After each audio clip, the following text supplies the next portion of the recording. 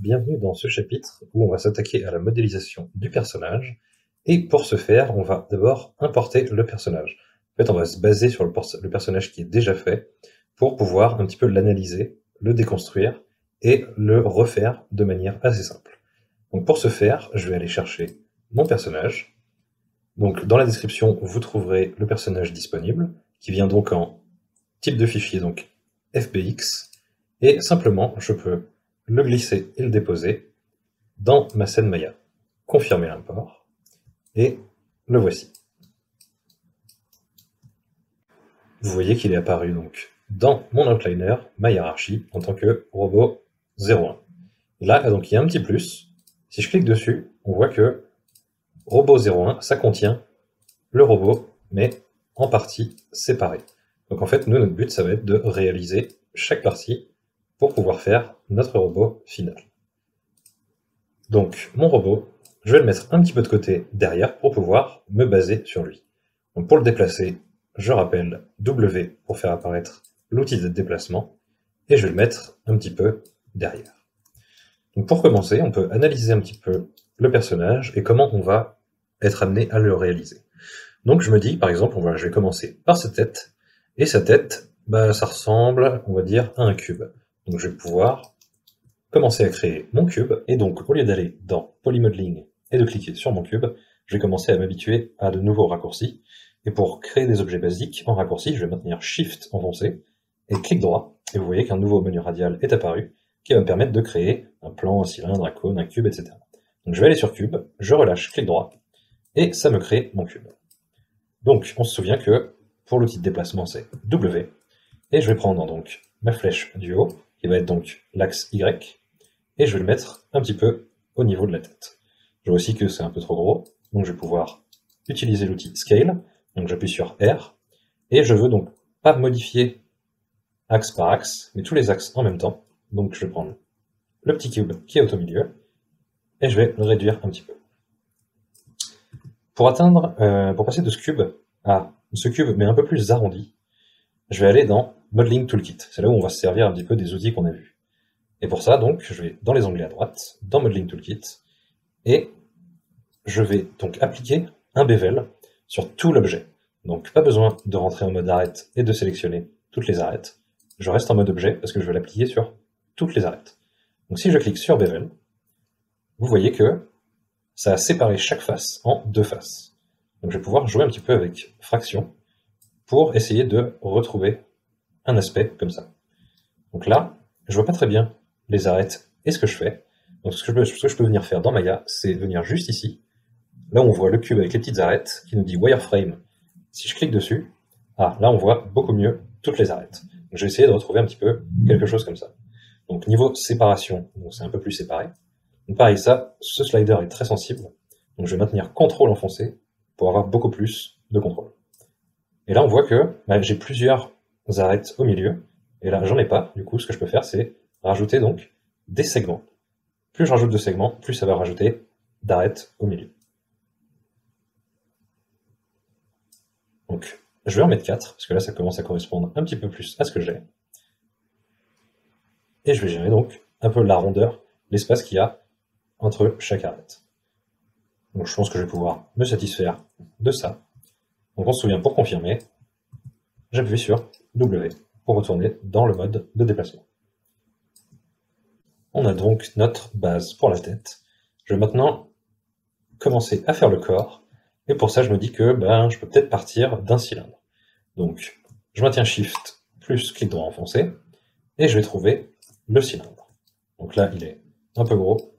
Donc j'appuie sur R pour Scale, et je vais réduire sa taille, le placer un petit peu mieux avec W.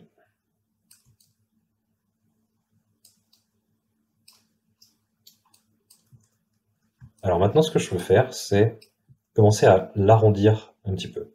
Donc pour l'arrondir, je vais faire un petit peu ce que j'ai fait pour la tête. Je vais maintenir clic droit enfoncé et aller chercher le mode Edge pour rentrer en sélection d'arête. Et là, si je veux sélectionner tout le bord de mon cylindre, j'ai pas besoin d'en prendre une, de maintenir Shift pour sélectionner d'autres arêtes. Mais si je double-clique sur cet edge, il va comprendre que je vais vouloir faire tout le tour. Donc toutes les edges qui vont être connectées en ligne droite, ça va les sélectionner. Vous voyez que là, ma sélection fait bien tout le tour. Donc cette sélection, je vais aller dans Bevel, et je vais jouer encore une fois avec fraction pour la séparation des edges, et segment pour le nombre. Donc là, je vais peut-être pouvoir me satisfaire de ce nombre-là.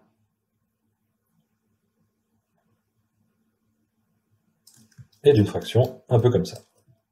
Donc je confirme, W, et je vais venir faire un petit peu la même chose avec le bas, sauf que cette fois le bas, je vois que c'est beaucoup plus fin, donc je vais clairement pouvoir venir double-cliquer sur une des edges en bas pour prendre toute la sélection, et je peux déjà la réduire manuellement. Donc je fais R pour Scale, et je vais venir, hop, réduire ça. Et ensuite, je vais faire un Bevel, et encore une fois, rajouter quelques segments, et jouer avec la fraction. Donc là, je vois que la partie du haut est peut-être un peu trop grande. Donc ce que je vais pouvoir faire, c'est me mettre en mode vertex, où je maintiens le clic droit et je passe en mode vertex ici. Et là, ce que je veux, c'est sélectionner tous les points du haut. Donc pour faire ça, on peut aller à l'extérieur de l'objet, maintenir clic gauche et faire un carré de sélection qui va venir sélectionner tous nos points, même ceux qui étaient cachés derrière. La sélection va passer à travers l'objet et sélectionner tous les points. Donc je peux le refaire, je clique dans le vide pour tout désélectionner, je fais mon carré de sélection, et ça prend tous les points du haut. Donc ce que je peux faire, c'est, je vois déjà qu'ils sont un peu plus hauts que ça, et je vais pouvoir donc scale ça un peu vers le bas. Ensuite, je vois qu'il y a d'autres arêtes au milieu, donc d'autres divisions, pour gérer un petit peu plus un arrondi. Donc ce que je vais pouvoir faire, je vais vous introduire donc un nouvel outil. Je vais me mettre en mode Edge. Et ce que je veux faire, c'est prendre tout le tour. Donc ce que je peux faire, c'est soit en sélectionner une, maintenir Shift, et les sélectionner une par une, ou je peux faire comme on a fait pour les vertex juste avant, et je vais faire un carré de sélection qui va prendre toutes mes edges, et même celles de derrière. Et là, ce que je veux lui dire, c'est, sur toutes ces edges-là, je veux que tu me mettes une ligne en plein milieu. Et pour ça, on va utiliser donc un nouvel outil. On a vu donc Extrude, Bevel et Bridge. Et là, je vais faire Connect. Connect, ça va donc évidemment me connecter toutes les edges.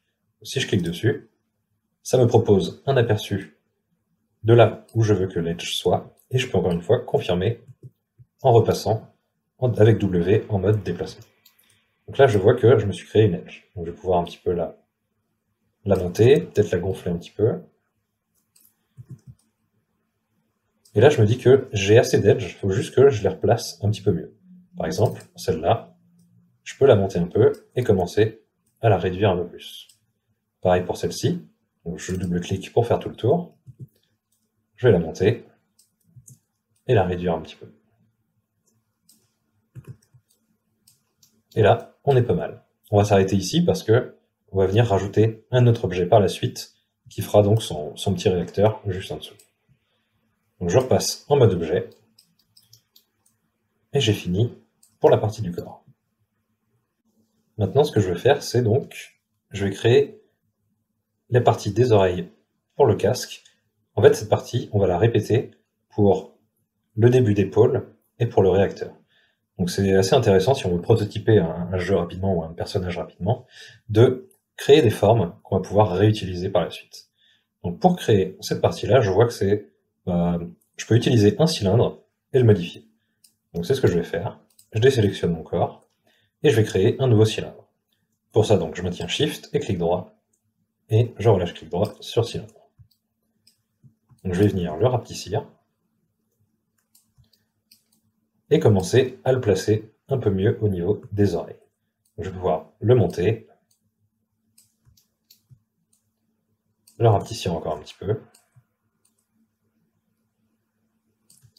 et là je vais devoir être amené à le tourner. Donc pour le tourner, on se souvient, si j'appuie sur E, ça m'affiche l'outil de rotation. Sauf que là, pour être vraiment précis, je vois que là, c'est tourné à 90 degrés, alors que là, je suis pas sûr exactement de là où je suis.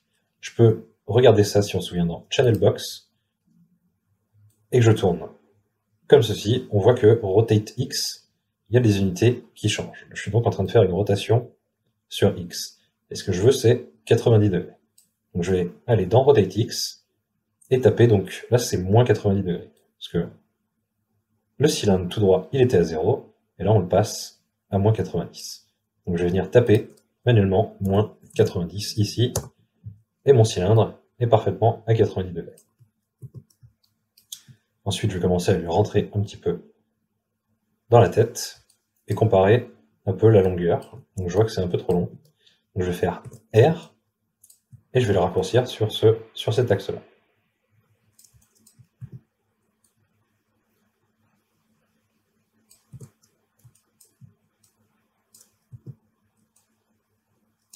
Voilà. Donc là, comment je peux obtenir cet angle-là? Je vais simplement recommencer les manipulations d'avant. Je vais maintenir clic droit, passer en mode Edge, double-cliquer sur celle-là pour que ça fasse tout le tour, retourner dans Modeling Toolkit et faire un bevel. Et on voit qu'on a quelque chose qui se rapproche de ça. Donc là, la fraction est trop grande, la séparation entre les deux edges est trop grande. Donc encore une fois, en maintenant CTRL pour avoir plus de précision, je vais pouvoir gérer un petit peu mieux cet angle-là.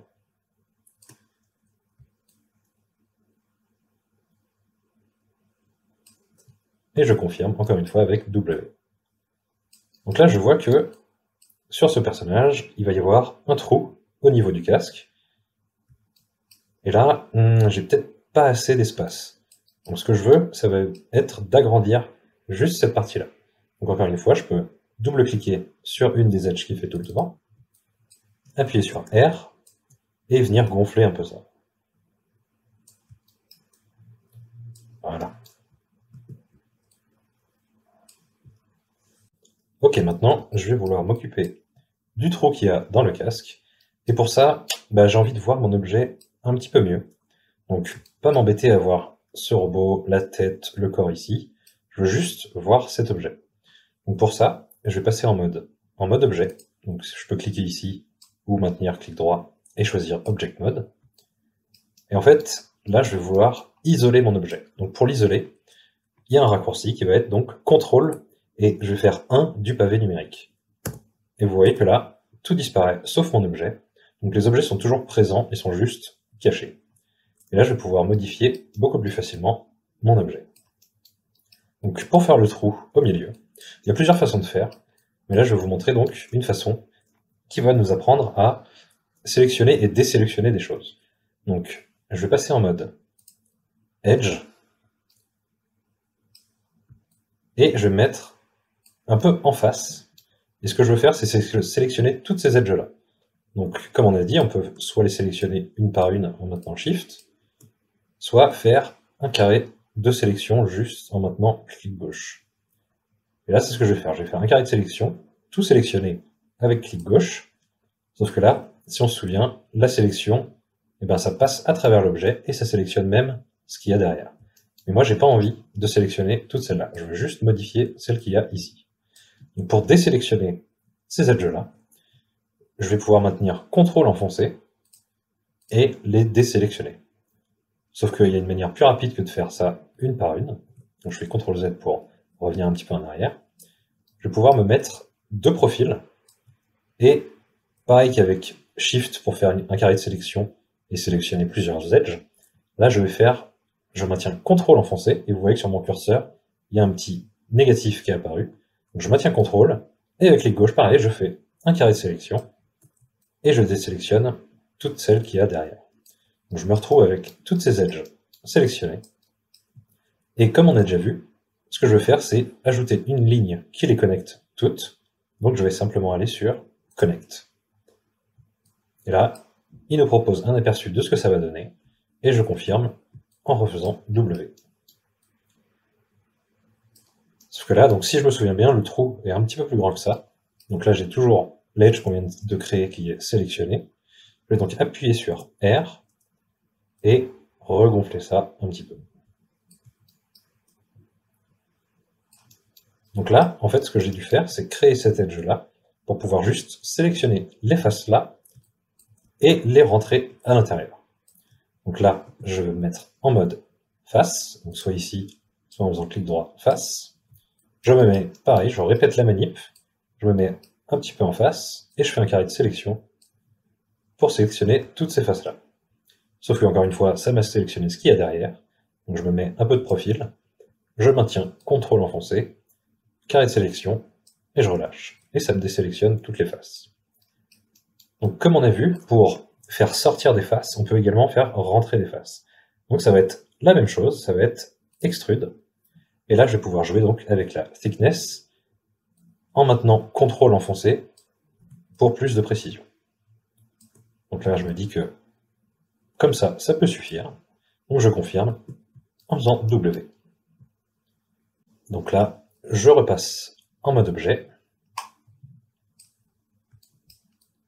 et je veux réafficher tout le reste, donc je refais CTRL et 1 du pavé numérique, et ça me réaffiche tous les autres objets. Donc là, je vois que l'oreille est peut-être un petit peu petite. Donc ce que je peux faire, c'est encore une fois faire R, mais cette fois, je ne veux pas l'agrandir sur tous les axes, je veux juste l'agrandir donc en largeur. Et pour ça, donc je pourrais faire axe par axe, en touchant à celui-là, mais pas à celui-ci. Sauf que c'est vraiment pas très précis, et c'est pour ça que Maya nous propose des petits outils qui sont entre chaque axe, et qui vont en fait toucher simplement aux axes où il est entre deux. Donc sans toucher par exemple à l'axe de profondeur ici. Donc si je touche à celui-là, je maintiens et je tire, vous voyez que ça a agrandi l'objet en largeur, mais pas en profondeur.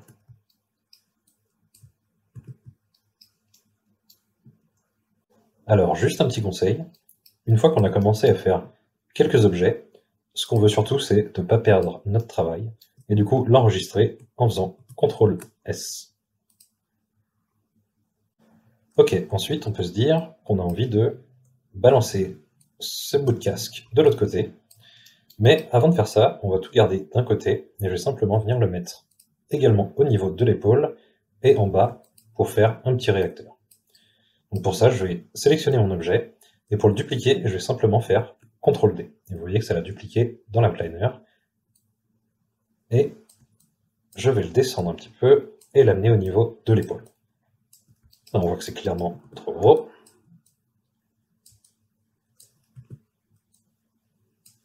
Et j'hésite pas à le faire rentrer dans le deuxième objet.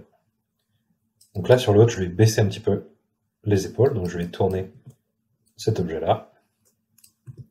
Donc là, vous faites comme vous voulez, c'est juste pour vous montrer que c'est possible. Je vais maintenant le dupliquer une dernière fois, donc CTRL D, je le descends, et là je vais vouloir donc le tourner parfaitement droit. Donc je peux aller dans Rotate X, et vous voyez que je suis très proche de 180 degrés, donc je vais mettre moins 180, et mon objet est parfaitement droit. Ensuite, pour le mettre pile poil au milieu de mon robot, je vais pouvoir maintenir une touche enfoncée, ça va être la touche V, et vous voyez que si je maintiens la touche V enfoncée, on voit ici que le petit aimant est mis en surbrillance. Avec si je relâche, il n'est plus. Si je le maintiens enfoncé, ce que ça va faire, c'est que je peux donc sélectionner un axe, et quand je vais venir tirer cet axe, ça va donc m'aimanter ça au vertex. Donc V, ça va être comme vertex. Si je maintiens V enfoncé et que je tire, vous voyez que je peux définir un vertex où ça va venir se coller. Donc là, vous voyez que mon objet est parfaitement au milieu de l'autre, parce que je suis venu coller le centre de celui-là, pile poil au centre de celui-là. Je recommence, V, et je snap.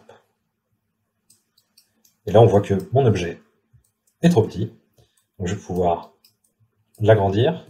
Donc j'ai pas forcément envie de l'agrandir sur tous les axes, vous voyez que sinon ça devient beaucoup trop gros. Donc ce que je veux, c'est tourner un petit peu pour trouver l'outil qui va me permettre de l'agrandir sur cet axe et sur cet axe, sans toucher à celui-là. Je reviens un petit peu en arrière. Et en fait, il faut tourner un petit peu la caméra, sinon il commence à disparaître. Mais ça va être l'outil qui est entre les deux axes que je veux toucher. Donc là, si je touche à celui-là, vous voyez que il ne gagne pas de hauteur, mais simplement de taille. Donc là, ça va me suffire. Je vais venir donc l'emboîter un petit peu dans celui-là. Et là, si je compare, on voit que l'edge qui est au milieu, ici, est un peu plus haute là-bas. C'est plus plaisant à l'œil. Donc je vais passer en mode edge, double-cliquer là-dessus, et venir monter un petit peu ça.